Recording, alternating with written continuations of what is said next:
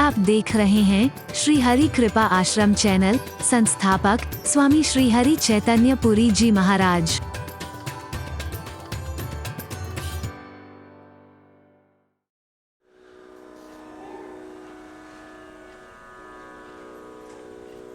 जब नजरों को कुछ अच्छा लगता है, मन तक पहुंचती है और मन उसे पाने के लिए फिर लालायित होने लगता है।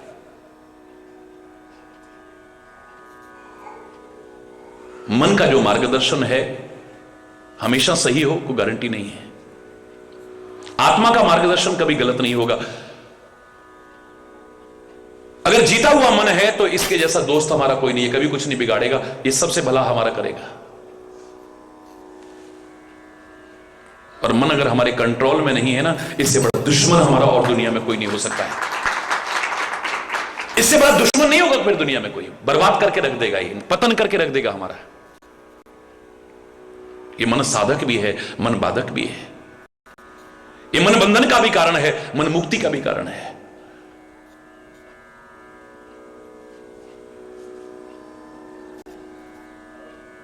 मन उत्थान भी करा सकता है, मन पतन भी करा सकता है। ये तो घोड़ों की तरह है, अगर तुम्हारे कंट्रोल में रहा तो यात्रा निर्विघ्न पूर्ण कराएगा, और तुम्हारे कंट्रोल में ना रहा, ये अनियंत्रित हो गया तो कब खड्डे और खाई में गिरा देगा पता भी नहीं चलेगा।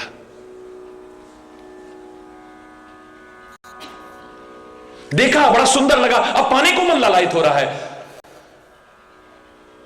ऐ परमात्मा, आपका तो सत्य संधान है, कभी न चूकने वाला, अचूक है, अमोघ है। ऐ परमात्मा, आपका संधान तो बिल्कुल सत्य है। सत्य संध प्रभु वध करे ही, इसका वध करो। अब हिंसा का भाव आ गया है। हरि बोल। काय का भाव आ गया? हिंसा का भाव आ गया। फिर आदमी खून खराबा भी करवा दे, कोई पता नहीं है, मनी तो है। किससे कह रहे हैं वध करके लाओ? अवधपुर नरेश से। हरि बोल ना। अवध का तात्पर्य जहां किसी का वध न हो। हरि बोल ना। अयोध्या को क्या कहते हैं? अवध। और अवध का तात्पर्य जहां किसी का वध न हो। जो मैं कहा करता हूं, अपने जीवन को ही अवध बना लो। मन, वचन और कर्म से अगर अहिंसा भाव आ गया, अयोध्या में नहीं, तुम्हारे अंतर में राम प्रकट हो जाएगा। तुम्हारे अंतर में। हरि बोल। ये अवध बन जाए, यानी यहां पर किसी के हिंसा का भाव ना आ जाए कभी मन में।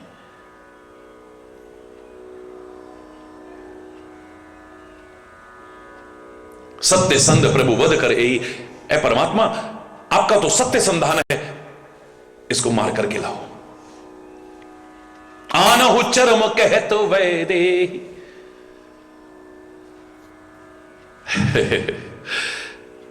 इसकी खाल लेकर के आओ। कौन कह रही है? वैदेही कह रही है, जिसे अब विदेही राज की पुत्री, जिसको अपनी देह से भी कोई सुध-बुध नहीं, दूसरे की देह अच्छी लगी, बोले इसे मार के ले आओ। हरि बोल। आनहु चरम कहत वैदेही, तब रघुपति जानत सब कारण। उनका तो खेल किया हुआ है ये सारा। वो तो सब जानते ही है कि ये सब होना है, अंतर्यामी है, वो घट घट की जानने वाले हैं।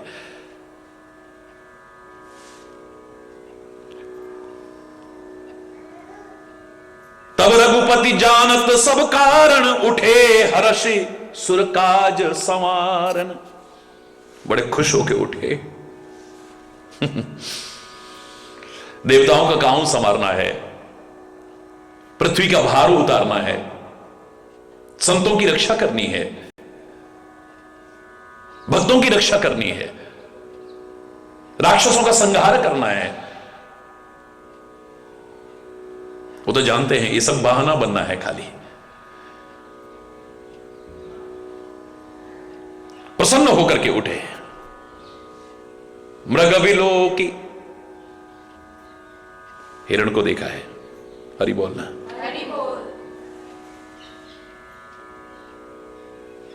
कई लोग शंका करते हैं कि भगवान भी मृग मारते थे, हिंसा करते थे। भगवान नहीं नहीं, कभी नहीं। भगवान मारते नहीं, वो तो तारते हैं, लेकिन मारा है उन्होंने। वो मृग को नहीं मारते हैं। कुछ लोग ऐसे हैं जो मनुष्य रूप में तो है लेकिन मृगाश्चरंती, पशुतुल्य विचरण करते हैं, मृगतुल्य विचरण कर रहे हैं। क्या कहा था खरदूषण से? उन्होंने पूछा कौन हो तुम? बोले हम क्षत्रि मृगया बन करही, तुमसे खल मृग खोजत फिरही। क्या कहा था खरदूषण से? हम क्षत्रिय हैं, शिकार करते हैं। काय का? पशुओं का? नहीं, हो ही नहीं सकता है। निरीह पशुओं की हत्या का भाव कभी आ ही नहीं सकता है। जो बेजुबान हो सकते हैं लेकिन बेजान नहीं है, उनकी हत्या का भाव कभी नहीं आ सकता है। श्री राम स्पष्ट कर देते हैं अपनी वाणी में ही, तुमसे खल मृग खोजत फिरही। हम तुम्हारे जैसे पशुओं को ढूंढ ढूंढ करके, और फिर पशुओं को मारना उनका काम नहीं है, अंदर से पशुता को खत्म करना है। महापुरुषों ने कहा है पाप से घृणा करो, पापी से नहीं। एक व्यक्ति शराबी है, शराब के कारण शराब दूर हो जाए तो वो शराबी थोड़ी कहलाएगा फिर। एक आदमी जुआरी है, जुए के कारण अगर जुआ दूर हो जाए तो फिर जुआरी थोड़ी ना है। व्यक्ति बुरा नहीं है, उसके अंदर जो प्रवृत्तियां गलत आ गई हैं, यथासंभव प्रयास उसको दूर करने का है, और अति होने पर उन्होंने किया भी है ऐसा। जैसे डॉक्टर का प्रयास, आपके दांत में दर्द है तो दांत उखाड़ना नहीं है, तुम्हारा दांत काम का है, इसे रखो। दांत के अंदर जो विकार आ गया है, जो रोग है, जो इन्फेक्शन आ गया है, उसे दूर करना उसका कर्तव्य है। और जब अति हो जाती है तो फिर दांत भी निकाल के फेंक देता है, हाथ भी काट देता है, आंख भी निकाल, इन्फेक्शन ना हो जाए और जहर आगे ना फैले, महत्वपूर्ण से महत्वपूर्ण अंग को भी काट करके फेंक देता है। लेकिन यथासंभव प्रयास उसका अंग को काटना नहीं है, अंग के अंदर जो विकार आ गया है, रोग आ गया है, विकृति आ गई है, उसको दूर करना है। हरि बोलना, हरि बोल।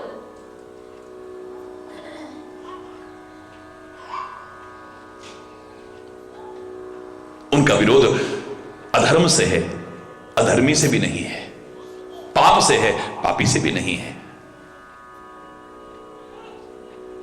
उनका विरोध तो अन्याय से है, अत्याचार से है, रूढ़िवादिताओं से है, अंधविश्वासों से, और उसी से हमारा भी होना चाहिए। किसी व्यक्ति से हमारा विरोध नहीं है, किसी समुदाय से हमारा विरोध नहीं है, किसी जाति से हमारा विरोध नहीं होना चाहिए, किसी धर्म से हमारा विरोध नहीं होना चाहिए।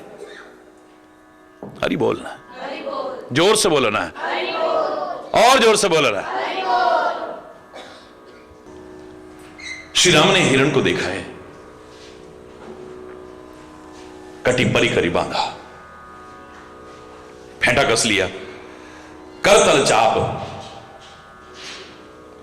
रुचिर सर साधा, धनुष बाण लिया है।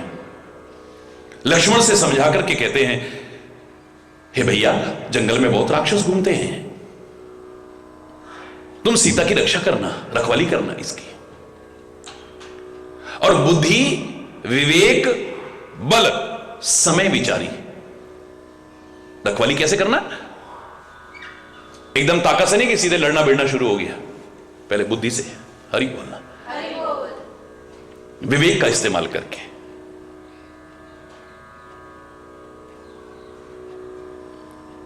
विद्या और बुद्धि के, विवेक के महत्व को कभी नकारना मत। बहुत ताकत वाले बन जाओगे तो भी जिनके अंदर दिमाग है तुमको अपने इशारे पर नचाते रहेंगे, याद रखना। शेर के बराबर ताकतवर कौन है, लेकिन बुद्धि का महत्व इतना है कि उसको भी लोग इशारे पर नचाते हैं। इसलिए हम परमात्मा से भी क्या कहते हैं, बल बुद्धि विद्या देहु मोहि हरहु कलेश विकार। बल भी होना चाहिए लेकिन बुद्धि और विद्या भी होनी चाहिए। हरि बोलना, श्री राम कहते लक्ष्मण सीता की रखवाली करना, लेकिन कैसे, बुद्धि, पहले बुद्धि का इस्तेमाल। अगर कोई संकट की स्थिति आ जाए तो बुद्धि का इस्तेमाल करना, पहले विवेक का इस्तेमाल करना कि क्या सही है क्या गलत है। आवश्यकता पड़े तो फिर बल प्रयोग भी, हरि बोलना। लेकिन वो भी सब जो करो समय विचारी, समय के अनुकूल करना। बुद्धि विवेक बल समय विचारी, मौका देख करके समय के महत्व को समझना। कालानुसार जैसी आवश्यकता हो उस तरह के ही, ये नहीं कि सीधे सीधे सीधे नहीं, कभी नहीं। परमात्मा ने बल हमें लड़ने भिड़ने के लिए नहीं दिया है, निर्बलों की सहायता करने के लिए दिया है।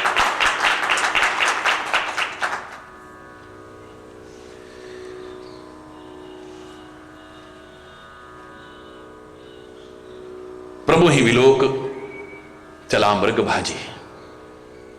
श्री राम को देखा हिरण्य और भाग चला।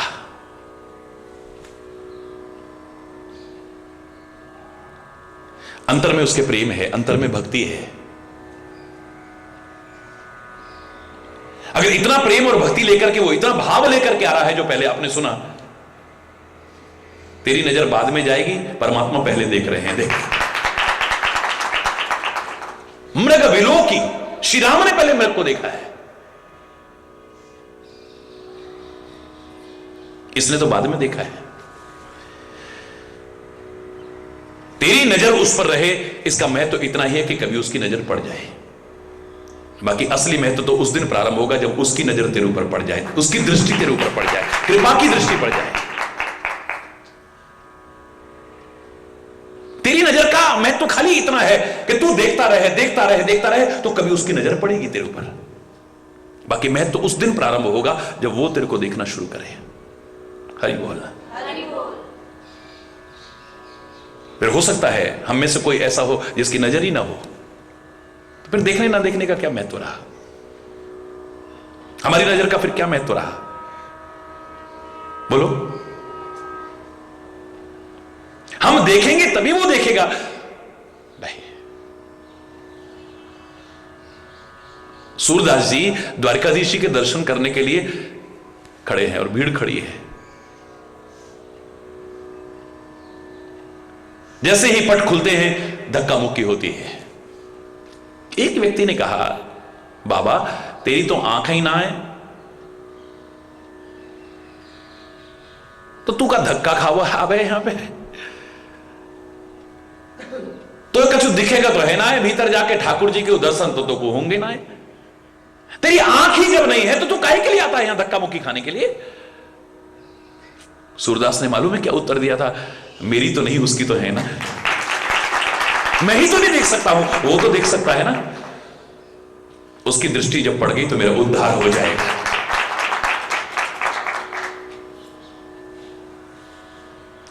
श्री राम को देखा हिरण्य, दौड़ चला है। धाई राम सरासन साजी, धनुष्वाण सजा करके श्री राम भी उसके पीछे भागते हैं। तुलसी बड़े प्यारे शब्द कहते हैं, निगम नेति शिव ध्यान न पावा, निगम नेति शिव ध्यान न पावा, माया मृग पाछे सोधावा। माया मृग पाछे सोधावा, निगम नेति। वेद भी जिसको नेति नेति कह करके थक गए। नेति का तात्पर्य न इति, न इति, न इति, यानी अंत नहीं है। हम कितना भी कहने के बाद इसका हम पार नहीं पा पाए। अपरंपार है तो हरि बोलना। वेद भी नेति नेति, न इति, न इति, न इति, समाप्त नहीं हुआ। कितना भी कह लो उसके बारे में। वेद पार नहीं पाए, ब्रह्मा पार नहीं पा सका जिसकी, शिव पार नहीं पा पाए, आज वो माया मृग के पीछे भाग रहा है। वाह बड़ा कौतूहल सा लगता है कई बार। यही तो है, साकार लीलाएं अच्छों अच्छों की बुद्धि को खराब कर देती हैं। लेकिन सत्संग बुद्धि को सुधार देता है।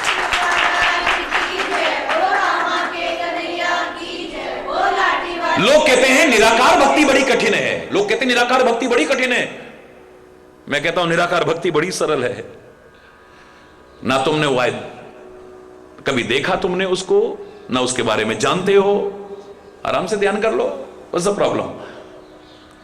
लेकिन जिसकी लीलाएं सामने हैं, वो साकार लीलाएं देख देख करके अच्छों की बुद्धि भ्रमित हो जाती है। भगवान है ये, सारी सृष्टि को पैदा करने वाला ब्रह्मा अपनी बुद्धि भ्रमित कर बैठा, ये भगवान है ये।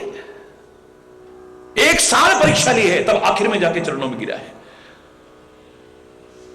देवताओं के राजा इंद्र की बुद्धि भ्रमित हो गई, 7 दिन तक ब्रज को और ब्रजराज को डुबाने की कोशिश करता है, आखिर में जाके भगवान के चरणों में उसकी बुद्धि भ्रमित है। भगवान ही है, मेरी पूजा बंद कराई इसने, मेरी, और ही बोला भगवान शिव की अर्धांगिनी सती की बुद्धि भ्रमित हो जाती है।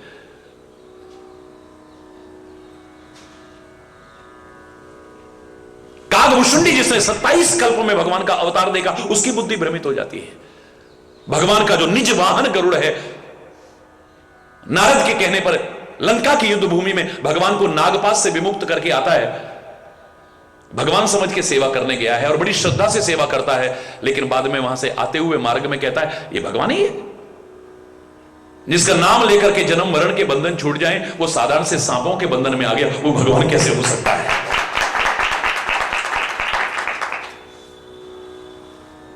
जो शेष शैया पर शयन करता है, वो साधारण से सांपों के बंधन में, नागपाश में बंध गया, ये भगवान ही है। हरि बोल, जोर से बोल। केवट के साथ जब संवाद हो रहा है, गंगा मैया उछलने लगी, पहचान गई यही तो चरण हैं जिनसे मैं निकली हूं। इन्हीं चरणों को धोकर के ब्रह्मा जी ने अपने कमंडल में जल डाला था, वही शंकर जी की जटाओं में आया और वही जटाओं से फिर मैं इस धरा पर आई हूं। आज मेरे जन्मदाता यहां पधारे हैं, आहा बड़ी खुश है, उछल उछल के आनंद विभोर हो रही है गंगा जी। लेकिन जब श्री राम का और केवट का संवाद सुना, बोले ये भगवान नहीं हो सकते। जही जग की तिहु पगहुते थोरा, सोई कृपाल केवट ही नहीं हो रहा।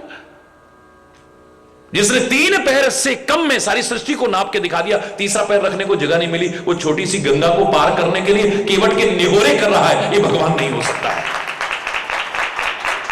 साकार भक्ति करना को मजाक नहीं है। अच्छों की बुद्धि भ्रमित है। वो ग्वाल बाल भी थोड़ी देर देखते थे ना, फलाने राक्षस का वध करा, फलाने राक्षस का वध करा, फलाने राक्षस का वध करा। अरे भैया हमें माफ कर दियो लाला, हम तो अपना दोस्त समझे। अरे तू तो ठाकुर जी है भैया, भगवान है, हमने जाने कहा कह दी होगी, तो भैया माफ कर दीजो। थोड़ी देर तो लगता है, और थोड़ी देर बाद अच्छा हमारा दप्पन आ देगा, हरि बोल ऐसी बुद्धि भ्रमित हो जाती है।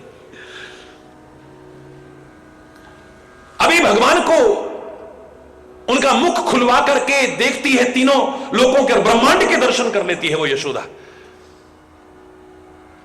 लेकिन फिर बुद्धि भ्रमित हो जाती है, भूल जाती है कि भगवान है।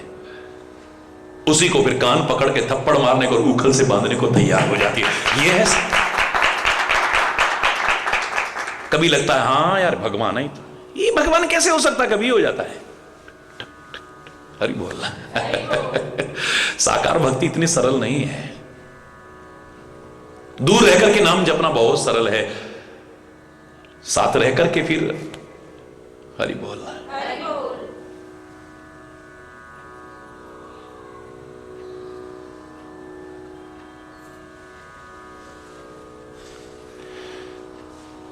आज वो परमात्मा वेद जिसका अंत नहीं पा पाए, पार नहीं पा पाए, शुभ ब्रह्मादिक इत्यादि जिसका ध्यान नहीं कर पाते, माया मृग 500 धावा, वो नकली हिरण के पीछे भाग रहा है आज।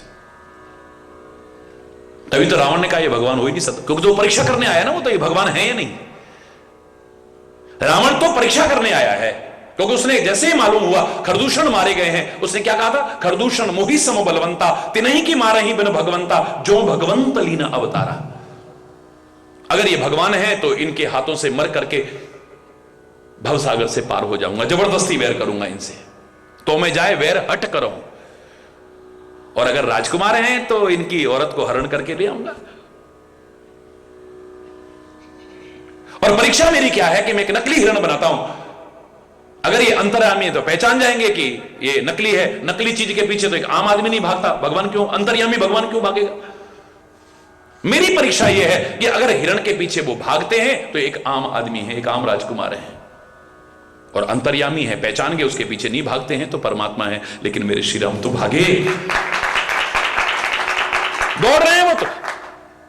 तभी तो सारी जिंदगी इसे लोगों ने समझाया, पर कहता नहीं भगवान भाग ही नहीं सकते। मंदोदरी समझा रही है, विभीषण ने समझाया, हनुमान जी ने समझाया, माल्यवंत ने समझाया, कुंभकर्ण ने समझाया, मारीच ने समझाया, कितनों ने से समझाया, लेकिन इस अंगद ने आके समझाया। मैंने परीक्षा लेके देखा है। मैंने कहा था परीक्षा का एक नियम होता है। कई बार हम भी कह देते हैं ना, अरे हमने देखा है, अरे कचना है। जिसकी परीक्षा लेना चाहते हो तुम, उससे ज्यादा योग्यता होनी चाहिए, या कम से कम उसके बराबर तो आप में होनी चाहिए। एमए क्लास की परीक्षा लेने के लिए एमए पीएचडी या कम से कम इक्विवेलेंट समकक्ष तो हो, एमए पास तो हो तुम कम से कम। एमए क्लास वालों की परीक्षा लेने चलो और 4 क्लास पास ना हो, क्या समझोगे तुम? और फिर सामने वाला क्यों देगा परीक्षा आपको? हरि बोलना। और दे भी देगा तो तुम समझ पाओगे? तभी कहते हैं संत की परीक्षा लेना है तो पहले संत बन जाओ, समझ जाओगे कि सामने संत है या नहीं। दुष्ट बन करके तुम संत को पहचानना चाहो तो कहे कछु ना है, सब बेकार। हरि बोलना। कुछ नहीं है, अरे हमने देख लिया। अपने अंदर दुष्टता रखते हुए तुम संत को समझना चाहो, कभी नहीं समझ पाओगे। गुरु को समझना चाहो तो गुरु के समकक्ष आना पड़ेगा पहले। कहते ना माता पिता को समझोगे कब? जब तुम माता पिता बनोगे। तो एक आम नियम है ये। हम अपने माता पिता, क्या दिया आपने हमको? तू नहीं समझेगा अभी। जब तेरी औलाद होगी ना और वो तेरे से ऐसा कहेगी तब समझेगा तू। अरे बोल रहा है। माता पिता क्या होते हैं ये पुत्र बन करके नहीं पता लगता है, पुत्री बन करके नहीं पता लगता। जब हम माता पिता बनते हैं तब पता चलता है। भगवान को पहचानना मजाक समझ रहे हो? हरि बोल रहा है। अपने अंतर के उस भगवत तत्व को जब तक उजागर नहीं करोगे तब तक नहीं समझ पाओगे, धोखा खा जाओगे।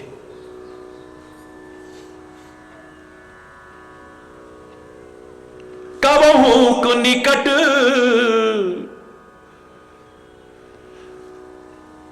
बुन दूर पराई, कबहू निकट बुनि दूर पराई, कबहू को प्रगटई कबहू छपाई। माया कर रहा है, माया किससे कर रहा है? मायापति से। और किससे कर रहा है? कभी बहुत निकट आ जाता है, कभी बहुत दूर चला जाता है, कभी प्रकट हो जाता है, कभी छुप जाता है। प्रगट प्रगटत दुरत करत छल भूरी, एहि विधि प्रभु गयउ ले दूरी। कभी प्रकट होता है, कभी छुपता है, माया करते हुए भगवान को बहुत दूर ले गया है। हरि बोलना।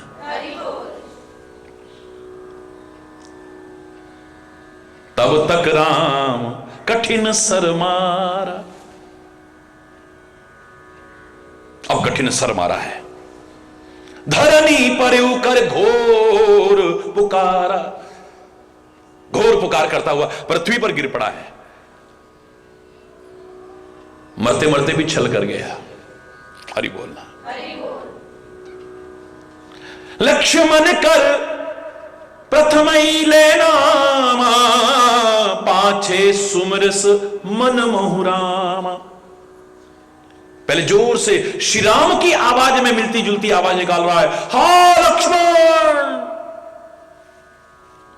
और मन में श्री राम का स्मरण करके आनंद विभोर हो रहा है। राम का नाम अंदर ले रहा है और ऊपर जोर से क्या कह रहा है? हा लक्ष्मण प्राण तजट प्रगटे स निज देहा। मरते मरते अपने शरीर को प्रकट कर देता है, मैं हिरण नहीं हूं, मैंने छल किया आपके साथ, मैंने माया की है आपके साथ।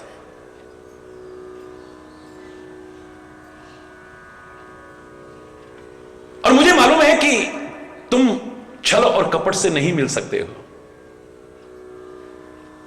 निर्मल मन जन सो मोहि पावा, आपने कहा है मोहि कपट छल छिद्र न भावा। जब तक व्यक्ति छल करता है, कपट करता है,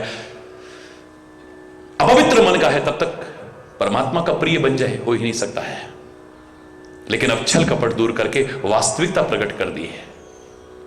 सुमरिस राम समेत स्नेहा, अब बड़े प्यार से राम का स्मरण करता है। अंतर प्रेम तासु पहचाना, श्री राम ने ये नहीं देखा बाहर इसने क्या किया है, इसके अंतर में मेरे लिए प्रेम है, उसको पहचान लेते हैं। इसके अंतर में मेरे लिए इतना प्रेम है, मुनि दुर्लभ गति दीन से, मुनियों को भी दुर्लभ गति प्रदान की है। मेरे कहने का तात्पर्य, इसमें भी बहुत अच्छाइयां हैं जो आपने पहले सुनी, लेकिन चंद बुराइयां एक आध ऐसी हैं जिनकी वजह से आदर्श व्यक्ति नहीं बन पाया। हम अच्छाइयों के भंडार बने, बड़ी अच्छी बात है, लेकिन सतर्क रहें, इतनी अच्छाइयां आते हुए भी कोई बुराई हमारे अंदर ऐसी प्रवेश न कर जाए जिसकी वजह से सारी अच्छाइयों पर मिट्टी पड़ जाए।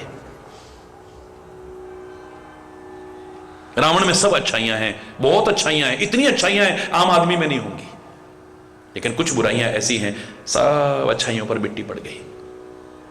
कुंभकर्ण में अपार अच्छाइयां हैं, लेकिन चंद बुराइयां ऐसी हैं सब अच्छाइयों पर मिट्टी पड़ गई। जो आप लोग भी कई बार कह देते हो ना, वैसे तो सही है पर यार बस बस बस पर लगते ही सब उड़ जाती है अच्छाइयां सब। बहुत सी माताएं बहनें बेटियां कहती है ना, महाराज जी इतने अच्छे हैं, ये इतना ध्यान रखते हैं, इतना स्वभाव है, लेकिन जब लगा लेते हैं ना बस तब तो हे भगवान। हरि बोलना, हरि बोलना।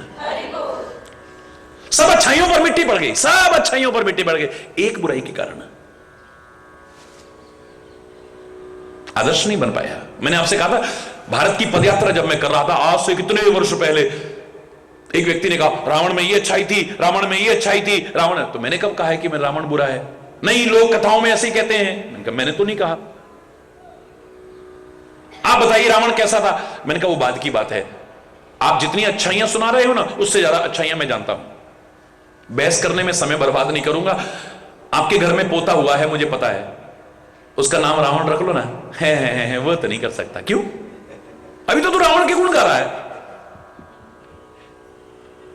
अपने पोते का नाम, अपने बेटे का नाम रावण क्यों नहीं रखना चाहता है? तो इसका तात्पर्य अंतर के किसी कोने में तू भी जानता है कि रावण एक आदर्श व्यक्ति नहीं था। सब अच्छाइयां होते हुए भी कुछ बुराइयां ऐसी हैं जिनकी वजह से सब अच्छाइयां बेकार हो गई। हरि बोल। इंसान कोई बुरा नहीं है, कोई बुरा नहीं है। शायद इसलिए संत महापुरुष किसी से नफरत नहीं करते हैं। उनकी निंदा लोग कर सकते हैं, लेकिन वो किसी की निंदा नहीं करते हैं। उनसे लोग विरोध मान सकते हैं बेवजह, वो किसी से विरोध नहीं मानते हैं।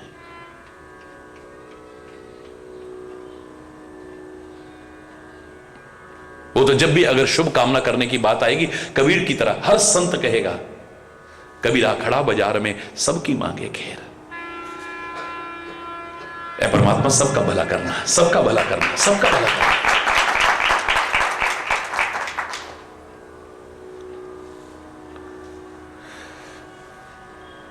हरि बोल।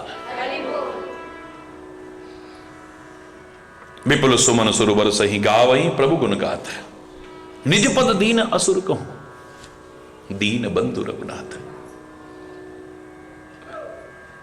अपना पद प्रदान किया है राक्षस को, यहां दीनों पर स्नेह करने वाले परमात्मा है।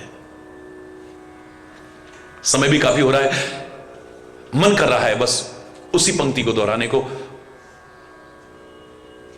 और उसके बाद समय अभाव के कारण कोई गलत शब्द निकला हो उसके लिए क्षमा चाहता हुआ अपनी वाणी को विराम दूंगा। वो पद मेरे साथ जरूर गाइए, आप हृदय से गाइएगा। ऐसो को उदार जग माही, ऐसो को उदार जग माही, बिनु सेवा जो द्रवे दीन पे, बिनु सेवा जो द्रवे दीन पे, राम सरिस को नाही, राम सरिस को नाही, को उदार जग माही, ऐसो को उदार जग माही। भजो राम सिया राम, भजो राम सिया राम, भजो राम सिया राम, भजो राम सिया राम, भजो राम, भजो राम सिया राम, भजो राम सिया राम, भजो राम। जो गति जो गति जोग विराग जतन करी, नहीं पावत मुनि ज्ञानी, नहीं पावत मुनि ज्ञानी, सो गति देत गीध शबरी कहूं, सो गति देत गीध शबरी कहूं, कछु न बहुत जिए जानी, को उदार ऐसो को उदार जग माही, ऐसो को उदार जग माही। भजो राम सिया राम, भजो राम सिया राम, भजो राम सिया राम, भजो राम सिया राम, भजो राम सिया राम, भजो राम सिया राम, भजो राम सिया राम, भजो राम सिया राम। जो संपत्ति 10 शीश अर्प करी, जो संपत्ति 10 शीश अर्पी करी, रावण शिव पहलीनी, रावण शिव पहलीनी, सोई संपदा विभीषण कहूं, सोई संपदा विभीषण कहूं, अति सकुच सहित हरिदीनी, को उदार जग माही, ऐसो को उदार जग माही। भजो राम सिया राम, भजो राम सिया राम, भजो राम सिया राम, भजो राम सिया राम, भजो राम सिया राम, भजो राम सिया राम, भजो राम सिया राम। तुलसीदास सब भांति सकल सुख, तुलसीदास सब भांति सकल सुख, जो चाहस मन मेरो, जो चाहस मन मेरो, तो भज राम काम सब पूरन, तो भज राम काम सब पूरन, करई कृपा निधि तेरो, कोदार जग माही, ऐसो कोदार जग माही, ऐसो कोदार जग, कोदार जग माही।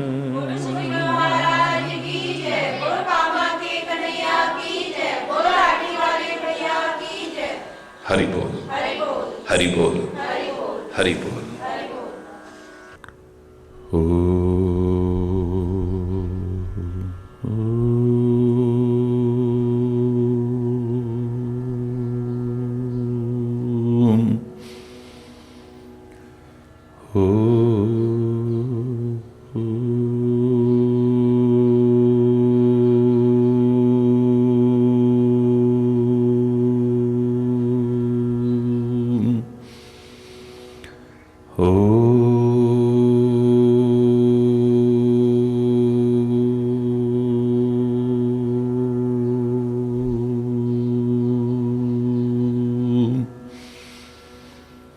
सर्वे भवन्तु सुखिनः, सर्वे सन्तु निरामया, सर्वे भद्राणि पश्यन्तु, मा कश्चित् दुःखभाग् भवेत्। ॐ शान्ति शान्ति शान्ति।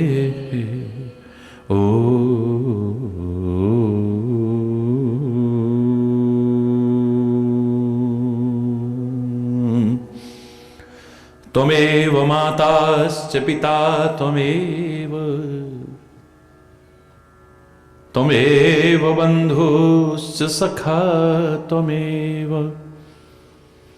त्वमेव विद्या द्रविणं त्वमेव, त्वमेव सर्वं मम देव देव। ॐ शान्ति शान्ति शान्ति।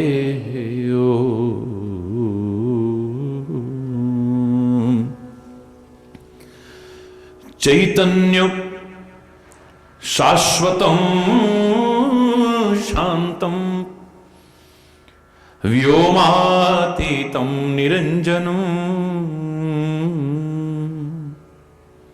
नादबिन्दुकलातीतं तस्मै श्रीगुरवे नमः। ॐ शान्ति शान्ति शान्ति।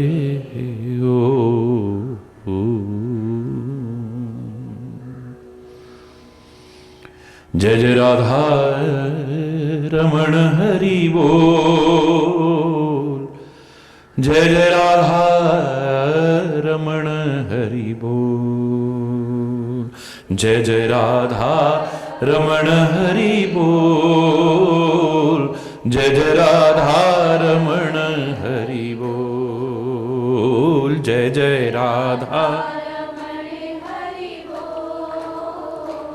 जय जय राधा रमण हरि बोल, जय जय राधा रमण हरि बोल, जय जय राधा रमण हरि बोल, जय जय राधा,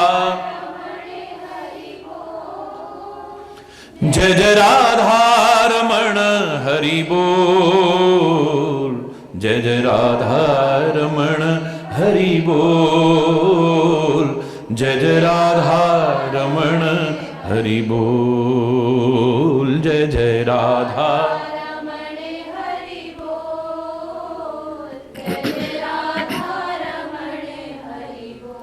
जय जय राधा रमण हरि बोल, जय जय राधा रमण हरि बोल, जय जय राधा रमण हरि बोल, जय जय राधा रमण हरि बोल, जय जय राधा रमण हरि बोल,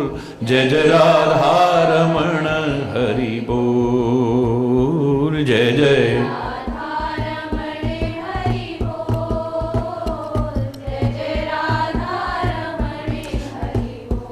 जय जय राधा रमण हरि बोल। जय जय राधा रमण हरि बोल। जय जय राधा रमण हरि बोल। जय जय राधा राधा रमण हरि बोल। जय जय राधा रमण हरि बोल। जय जय राधा जय जय राधा रमण हरि बोल। जय जय राधा रमण हरि बोल। जय जय राधा रमण हरि बोल। जय जय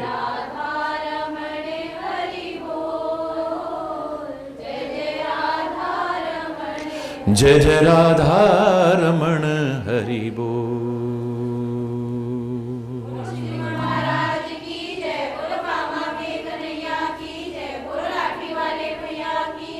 हरि बोल हरि बोल।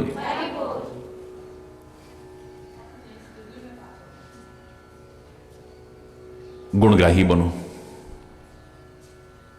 जो इतने दिन से हमारा प्रसंग चल रहा है, कहां क्या और कितना है ये इतना महत्वपूर्ण नहीं है, लेकिन कहां से क्या और कितना आप ले सकते हो ये ज्यादा महत्वपूर्ण है। आप क्या और कितना ले सकते हो ये आप पर निर्भर करता है। आप सीखने वाले बनो तो सृष्टि का कण कण आपको सिखाने वाला हो सकता है, और यदि आप सीखने वाले ना बने, साक्षात भगवान भी आपके सामने आके सिखाए, आप नहीं सीख पाओगे। साक्षात परमात्मा भी आपके सामने नहीं सीख पाएंगे। एक नहीं अनेक उदाहरण आपने सुने। भगवान दत्तात्रेय के 24 गुरुओं का उल्लेख आता है, जहां से उन्होंने शिक्षाएं ग्रहण की हैं, उपदेश ग्रहण किया है, प्रेरणाएं ग्रहण की हैं, संदेश ग्रहण किया है। कौन है उनमें? अब हल्का सा इशारा आप देखिए, सीखने वाले कहां कहां से सीख लेते हैं। पृथ्वी माता पर चरण रखे, दृष्टि गई, विचार किया,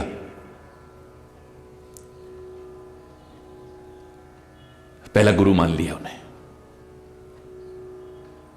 हे माता, सबसे पहले तो मेरे अपराध क्षमा करना। प्रातःकाल उठते ही जो भारतीय संस्कृति का विधान है,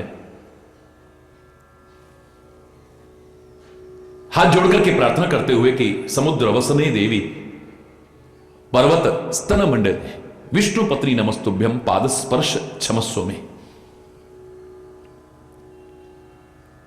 मैंने जो आप पर चरण रखे हैं, हे मां मुझे क्षमा करना। फिर देखा ये हमें कितनी शिक्षा दे रही है। इतनी सहन शक्ति शायद दुनिया में कहीं नहीं है जितनी कि पृथ्वी माता में नजर आती है। हम छाती से हम हल लगा करके, नुकीले हल लगा करके उसकी छाती को विदीर्ण करते हैं, लेकिन पृथ्वी माता हमें अन्न देती है, हमें धान देती है, हम इसे खोदते हैं, ये जीवन बचाने के लिए जल देती है हमें। हम इस पर गंदगी करते हैं, लेकिन ये फिर में उपयोगी आने लायक बना करके हमारे सामने प्रस्तुत कर देती है। कितना सहन करती है ये, कितना सहन। और इतिहास उठाकर के देखें, शास्त्रों को उठाकर के देखें, तो इसने परमात्मा के सामने के अलावा किसी के सामने अपना दुख नहीं रोया है।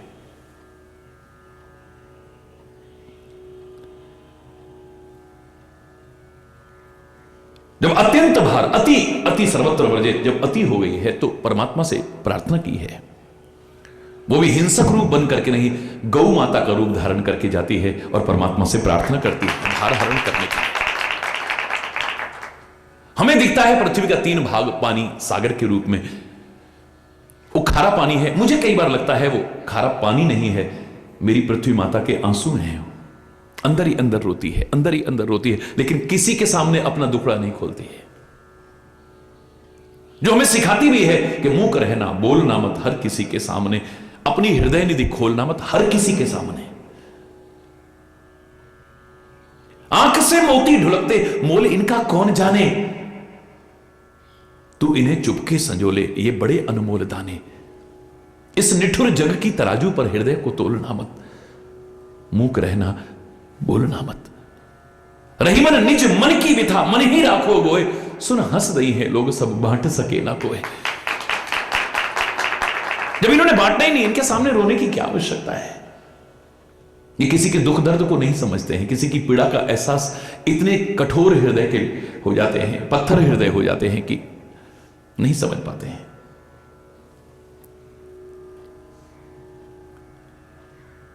एक भाग जो है उसके नीचे भी पानी ही पानी है, अंदर ही अंदर रोती है ये, अंदर ही अंदर।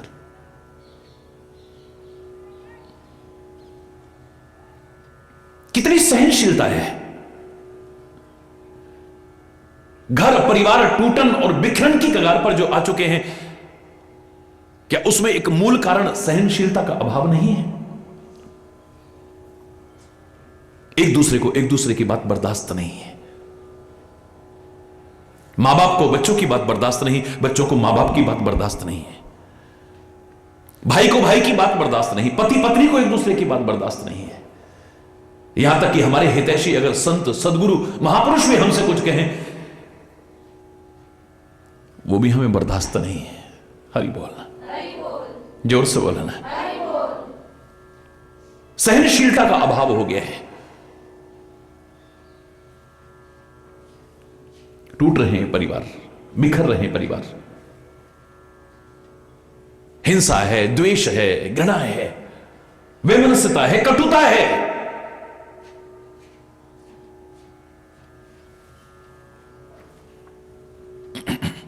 हरि बोल।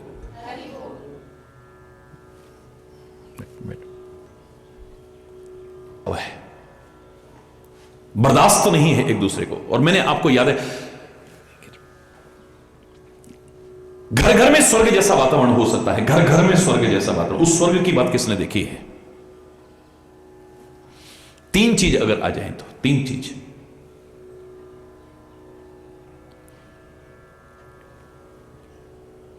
एक, अपनी बात हमें ठीक से कहना आ जाए। जो हम कहना चाहते हैं हमारा तरीका गलत होता है।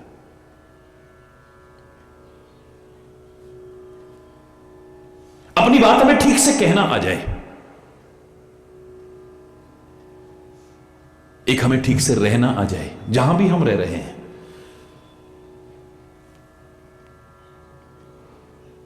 एक, जहां आवश्यक हो वहां सहना आ जाए, घर घर स्वर्ग हो जाए। तो दत्तात्रेय ने ये जो 24 गुरु है, सबसे पहला पृथ्वी पर चढ़ जाते ही, दृष्टि जाते ही वहां से शिक्षा मिल गई। कितनी सहनशील है, कितना बर्दाश्त करती है। स्वयं पृथ्वी माता कहती है, मुझे इतना पर्वतों का भार नहीं लगता है, नदियों का भार नहीं लगता है, सागर का भार नहीं लगता है। जब दूसरों के साथ द्रोह करने वाले का जो भार मुझे महसूस होता है, मैं उसके लिए परमात्मा से प्रार्थना करती हूं, ए परमात्मा ये भार हटाओ।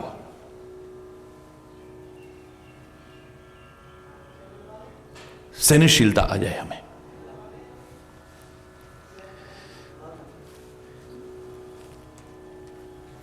ध्यान गया, हवा चल रही है। हवा सीखने वाले के लिए, सीखने वाला कहां से नहीं सीख सकता है। हवा चल रही है, दृष्टि गई, ये दुर्गंध में से भी आ रही है, सुगंधी में से भी आ रही है, गंदगी के ढेर के पास से भी निकल रही है, गुलाब के बगीचे के पास से भी निकल रही है, लेकिन असंग है पूरी तरह, निर्लिप्त है पूरी तरह से, उसमें लिप्त नहीं हो जाती है। बस उतनी देर ही है जितनी देर वहां से वेग निकल रहा है, थोड़ी देर बाद हवा शुद्ध है। असंगता का, निर्लिप्तता का संदेश ले लिया, उसको भी अपना गुरु मान लिया, सिखाने वाला है।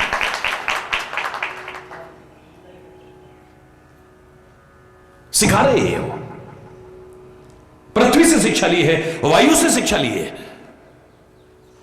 ऊपर ध्यान गया, आकाश नजर आ रहा है, देखा कि इसमें मेघ आते हैं, कितना पानी आता है, सारी दुनिया को देने वाला कितना पानी होता होगा, कितना आता है, लेकिन अपने पास एक बूंद नहीं रखता है। थोड़ी देर बाद देखो सब साफ है, निर्मल आकाश है।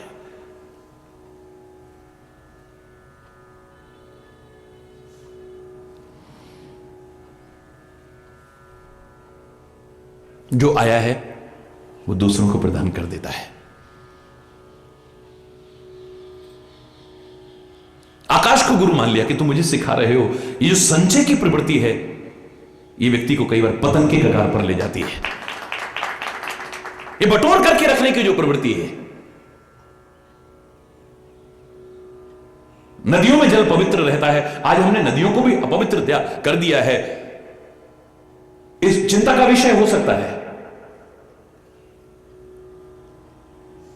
लेकिन फिर भी बहता हुआ जल निर्मल ही रहता है। इकट्ठा हुआ जल तालाब का गदला हो जाता है।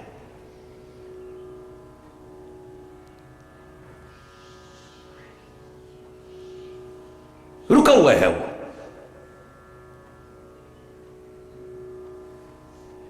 संतों की प्रवृत्ति यह है कि वहां से आ रहा है, इधर जा रहा है।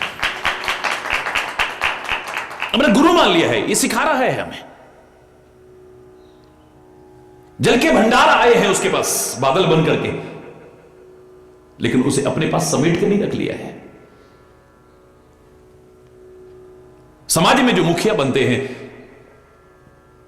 आज उनकी क्या दुर्दशा है एक अलग विषय है, लेकिन महापुरुषों ने कहा था मुखिया शब्द में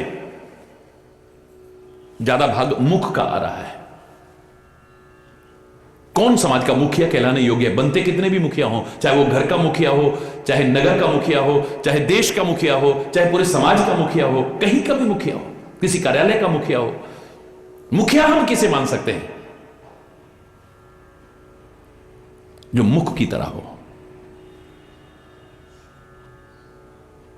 इसके पास जो आता है वो अपने पास समेट के नहीं रखता है। अगर मुंह अपने पास रखने लगेगा तो कोई डालना भी बंद कर देगा, और कोई डालना बंद क्या करेगा, ये खुद कहेगा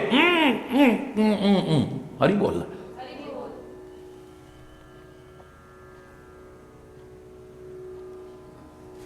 खाने पीने में एक ही है ये मुख, लेकिन अपने पास नहीं, शरीर के हर अंग में विवेक सहित जहां जो आवश्यक है वो पहुंचाने की कोशिश करता है। आप इसी मुख से खा रहे हैं। जहां प्रोटीन्स की आवश्यकता है, जहां विटामिन्स की आवश्यकता है, जिस चीज के लिए जिस चीज की आवश्यकता है वो पहुंचा रहा है। वाह! और ये नहीं करता है कि एक हाथ को ज्यादा दे दूं, एक हाथ को कम दे दूं। ये तो अंदर दे रहा है। अंदर फिर सिस्टम है पूरा।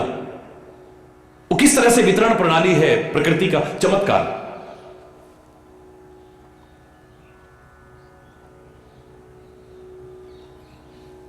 लेकिन मुखिया हम इसी को कहते हैं कि उसके पास जितना भी आया है उसने अपने पास समेट के नहीं रखा, उसे आगे बढ़ा दिया है।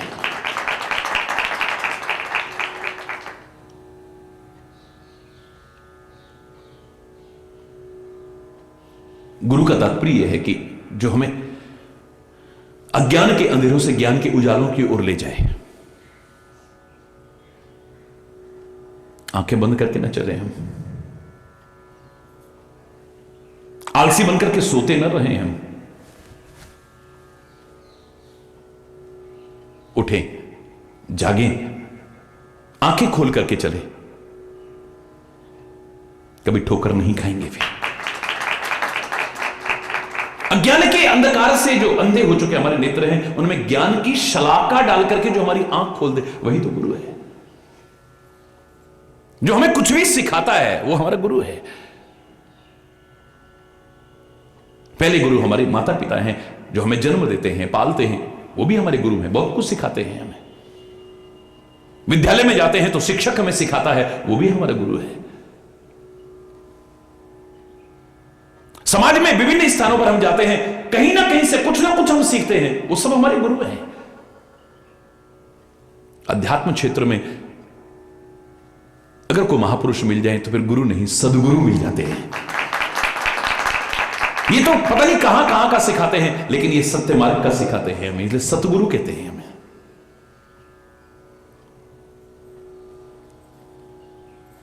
सीखने वाले आकाश सिखा रहा है, वायु सिखा रही है, पृथ्वी सिखा रही है,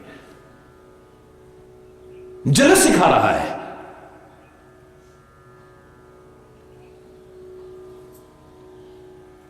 पानी से पूछा तेरा रंग कैसा है, तेरा आकार कैसा है? बोले मुझे जैसे जिसमें मिला दो मैं वैसा ही बन जाता हूं।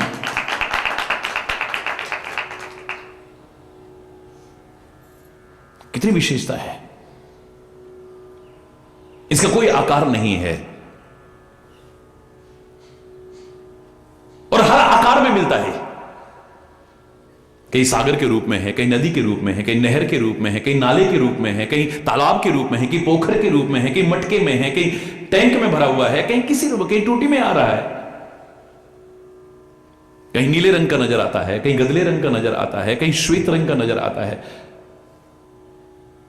लोगों ने गाने भी बनाए थे, पानी रे पानी तेरा रंग कैसा, जिसमें मिलाओ हो जाए ऐसा।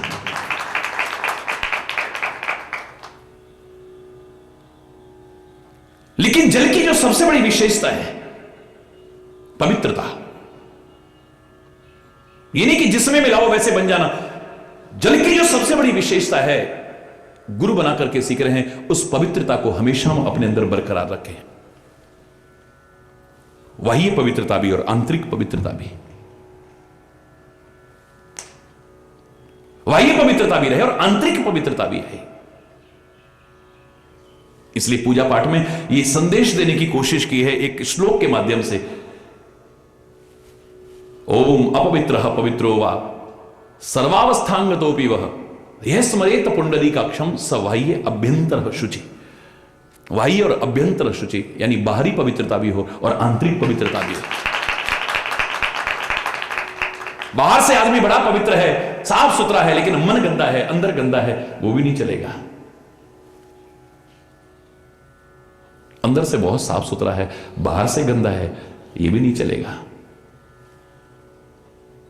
अंदर से भी गंदा है और बाहर से भी गंदा है, ये भी नहीं चलेगा। ये राह तो यही सिखाएगी कि अंदर से भी पवित्रता हो और बाहर भी पवित्रता हो।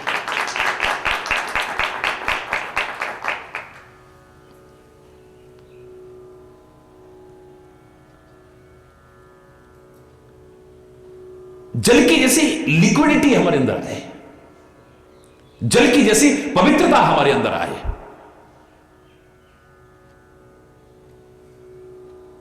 यथासंभव व्यर्थ के उलझाव और टकराव से बचने का जो संदेश जल दे रहा है वो हमारे अंदर आए। जहां तक हो सके क्या फायदा है, कितना सा जीवन है, लड़ने बिगड़ने के लिए नहीं है ये।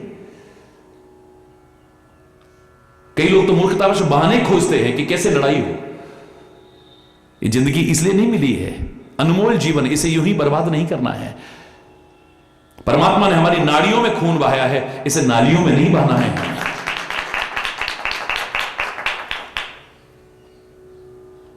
पानी की विशेषता है, सामने को पहाड़ आ जाए, सामने को चट्टान आ जाए, उसके रास्ते को रोक ले, चाहे कितनी भी बड़ी नदी हो, कितनी उसके अंदर शक्ति है, सामर्थ्य है, लेकिन यथासंभव व्यर्थ के उलझाव और टकराव को टालने की कोशिश करती है। पानी की विशेषता है, उसे जहां से स्थान मिले निकल जाता है। छोड़ो परे, क्या रखा है, अच्छा बाबा तू बड़ा सही, तू अपने मिथ्या अहंकार को पालता रहे, मैं बड़ा, तो इसी को पाल ले, मैं बहुत छोटा हूं, क्योंकि मुझे आगे बढ़ना है। और जिन्होंने जीवन में आगे बढ़ना है, जैसे नदियां आगे बढ़ती हैं, वो व्यर्थ के उलझाव और टकराव से बचने की कोशिश करती हैं। सीख लिया, सीखने वाला हो तो जल से भी सीख रहा है। अग्नि दिखाई दी, उसको भी गुरु मान लिया है, वो भी सिखा रही है। इस अग्नि में मुर्दा भी जल रहा है, इस अग्नि में कूड़ा भी जल रहा है, ये अग्नि चूल्हे में भी जल रही है, ये यज्ञ वेदी में भी जल रही है।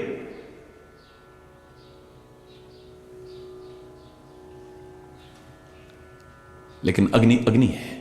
हरि बोलना, असंगता है।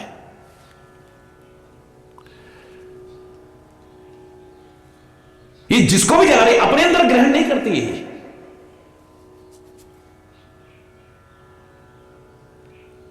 उसमें लिप्त नहीं हो जाती है। ये सामर्थ्यशाली है, इसलिए इसे दोष भी नहीं माना जाता है। जीवन को ऐसा सामर्थ्यशाली बनाओ कि उसमें दोष प्रवेश ही ना कर सके। हरि बोल।